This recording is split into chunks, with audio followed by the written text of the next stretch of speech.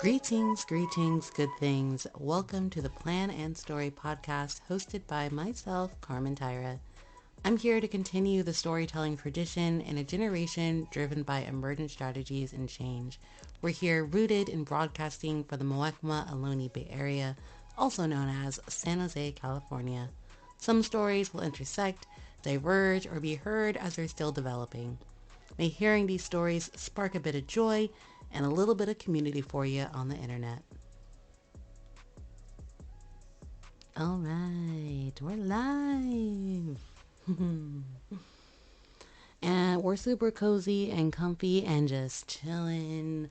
This is technically episode number 1 of the Plan and Story podcast.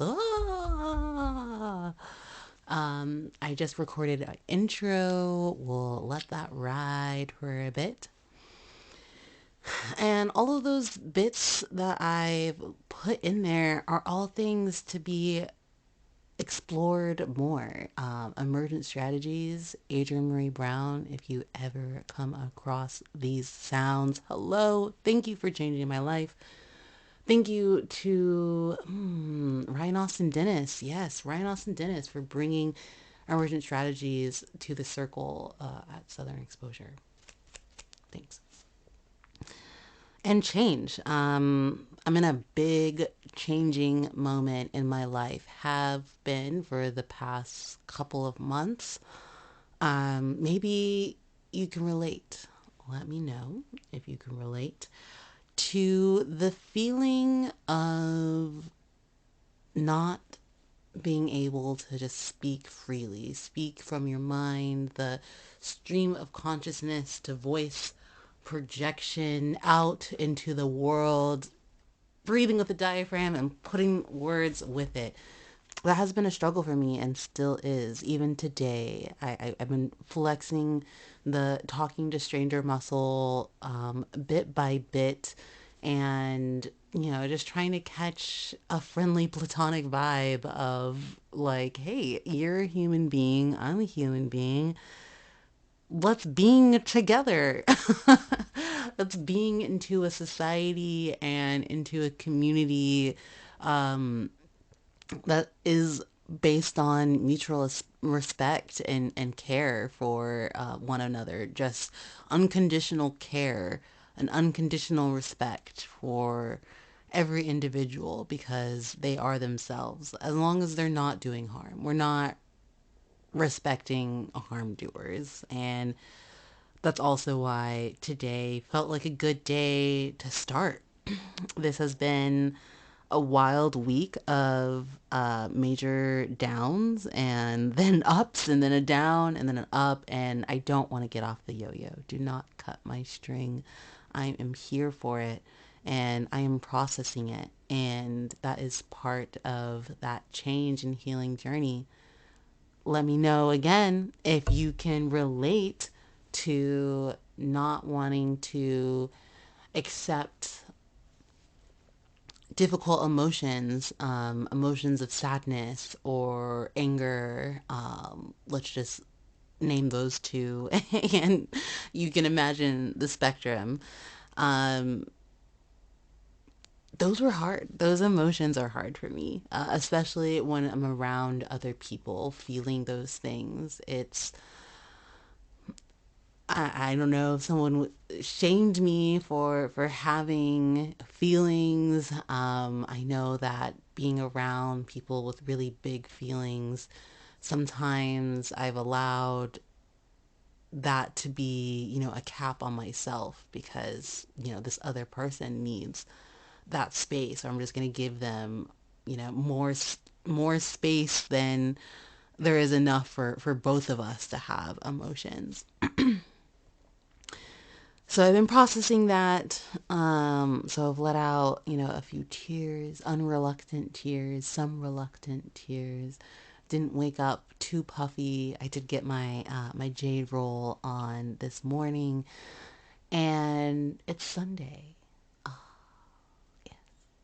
Sundays for me are spiritual. Maybe it's somewhere in my brain there's like this part of me that imagines that, very Southern Baptist church life. And I've like had those experiences, and I love it. I do love it.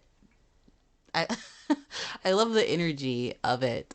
I don't always love what's being preached, but I love the energy of it and people coming together and just like praise dancing and praise singing and the can I get a hallelujah and all of that. And I feel like that energy can be found in other places that are not the church. And today that was Nirvana Soul Sonic Sunset, hosted in part um, with Back to the Future. Black to the Future? Ooh, I should read the poster, but I've been going to a good percentage of the events, and like what a special Black History Month it has been. Of course, there's been a couple moments of on Black History Month, really, in Black History Month, really, and that just lets us know that there is still change and progress to be made. And it's frustrating and motivating all at the same time. But today, it wasn't even about any of the struggle. It was just about the joy and the celebration and the happiness and like get the twerk on and, shake with it, talk to a stranger, sit next to a stranger, just melanin love, non melanin love. Everyone was in there, and it was just such a fun time. A soul train with like a random mom and their child. Like, yes. Why isn't every day like this? Because it's so healing. All of this to say, where I started earlier before cutting myself off, was that it's Sunday. And I know that plans, they often go awry. We don't really have control over all of the things that happen, but we do have choices that can create situations and choices that we can make when we've just been dealt, a set of cards by the universe. And in finding my voice again and just reopening, this throat chakra and Ah, breathing out lessons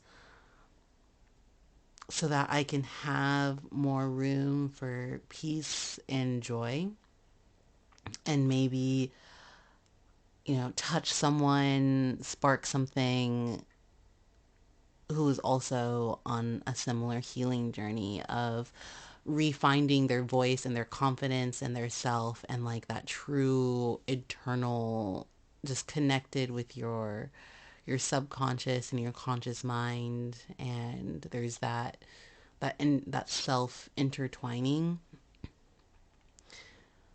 that is a big part of the why to do it for myself and for anyone else that is listening and is in a similar spot.